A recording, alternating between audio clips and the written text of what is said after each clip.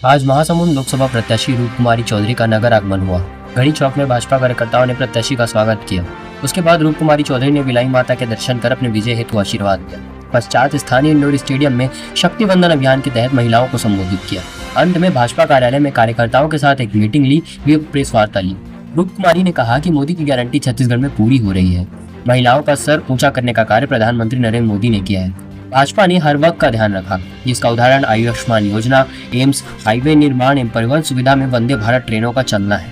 महतारी वंदन योजना पर कांग्रेस के विरोध का जवाब देते हुए रूप कुमारी ने कहा कि अब कांग्रेस के पास मुद्दे नहीं बचे हैं, इसलिए यही कार्य रह गया है कि लाभप्रद योजनाओं का विरोध कर रहे हैं। इस बार 400 पार का नारा पूर्ण होगा। धमतरी पर सवाल डालने पर रूप कुमारी चौधरी ने कहा कि लोकसभा क्षेत्र वाकई बहुत बड़ा है, लेकिन इस बार हर छोटे से छोटे वर्ग का, छोटे से छोटे जिले का ध्यान रखा जाएगा और धमतरी का विकास भी निश्चित ही किया जाएगा।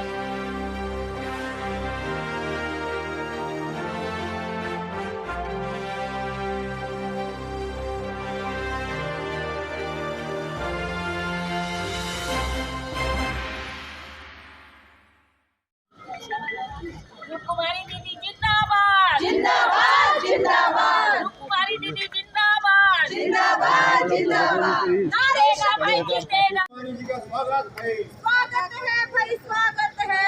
रूप कुमारी जी का स्वागत है। जय जय श्री राम, जय जय श्री राम, जय जय श्री राम। अब की बात, अब की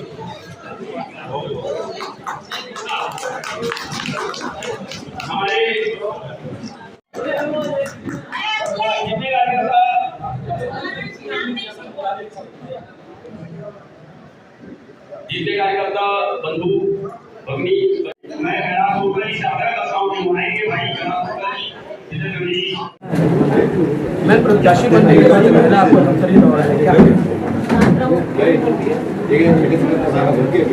आप सभी प्रेस के बंधुओं को मेरा नमस्कार। आज धमतरी विधानसभा के इस दौरा कार्यक्रम में और इस प्रेस वार्ता में उपस्थित हैं हमारे जिला के अध्यक्ष आदरणीय प्रकाश बैस जी, सम्मानीय श्रीमती रंजना साहू जी, पूर्व विधायक, नेता प्रतिपक्ष रोहरा जी, हमारी इस विधानसभा के संयोजक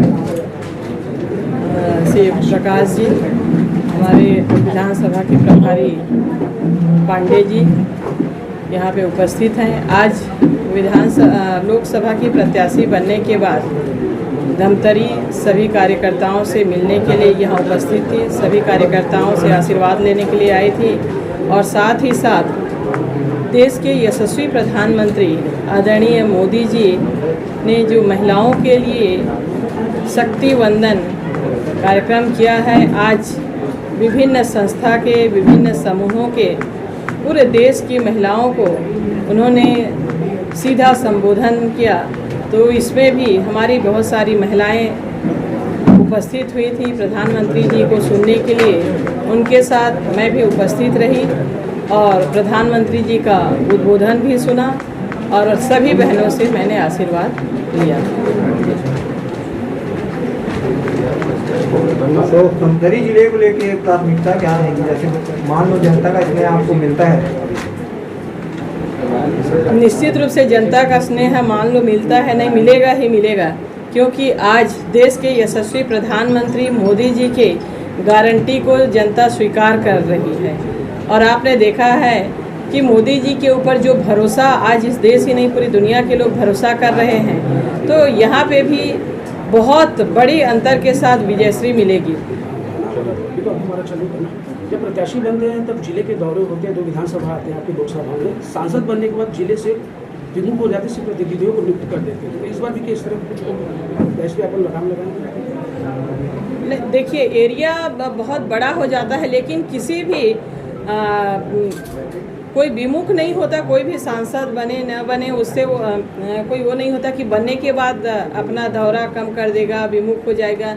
निश्चित रूप से काम की अधिकता होने से व्यवस्था के लिए प्रतिनिधि नियुक्त किए जाते हैं, लेकिन कभी भी अपने क्षेत्र से, अपने विधानसभा से, अपने लोकसभा से, अपनी जनता से कोई भी जनप्रतिनिधि बिल्कुल न दूरी बनाता है और न बनाएगा। एक बात और कहूँ, भारतीय जनता पार्टी चाहे शासन में रहे चाहे मत रहे, वो अपनी आम जनता के साथ लगातार संपर्क बनाए रखते हैं। आपने पिछले समय भी देखा है, विधानसभा में हम यहाँ थे, कई जगह नहीं थे, लेकिन उसके बाद भी हम लगातार काम करते रहे। आज यहाँ पे धमतरी में विधायक नहीं बन पाई, आप देख रहे हैं सामने पूर्व विधायक रंजना जी बैठी हुई हैं, कभी बैठ के नहीं रही विधायक नहीं बनी, या मैं विधायक बनूँ तो ही दौरा करूँ, ऐसी बात नहीं है। जनता के साथ हमारा हमेशा संपर्क बना रहता है। धमतरी की जनता का ये कहना है कि हमेशा उपेक्षा हुई है सांसदों द्वारा धमतरी की जनता के साथ। नहीं, जनता ने ऐसा कहीं कोई सवाल नहीं किया, ना उपेक्षा नहीं हुई है। धमतरी की जनता ने सांसद बनाए हैं, आशीर्वाद दिए हैं, और निश्चित रूप से कभी किसी भी जनता की उपेक्षा नहीं हुई। छत्तीसगढ़ में 3 सीट जो महिलाओं को मिली है इसके लिए, और आगे जैसे 3 जगह से मिली है, आपको भी उम्मीदवार बनाया गया। संसद में अगर जाएंगे आप तो क्या सवाल उठाएंगे महिलाओं को लेकर? सबसे पहले तो ये जो संभव हुआ, ये भारतीय जनता पार्टी के सरकार आने के बाद ही संभव हुआ।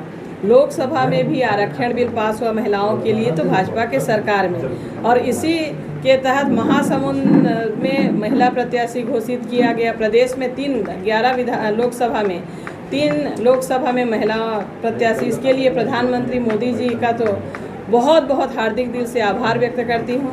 वैसे ही मोदी जी महिलाओं के प्रति पूर्ण रूप से संवेदनशील हैं। आपने देखा है कि आज तक इतिहास में महिलाओं के लिए किसी ने इतनी चिंता नहीं की थी जितना देश के प्रधानमंत्री जी ने कर रहे हैं। तो निश्चित रूप से महिलाओं के लिए जो भी बातें आएंगी, चाहे वो शिक्षा के क्षेत्र को लेके हो, चाहे उनके अधिकार की बात करें, चाहे सबके प्रति संवेदनशील हैं, लेकिन अगर कोई बातें आएंगी तो निश्चित रूप से उनके लिए हम बात रखेंगे।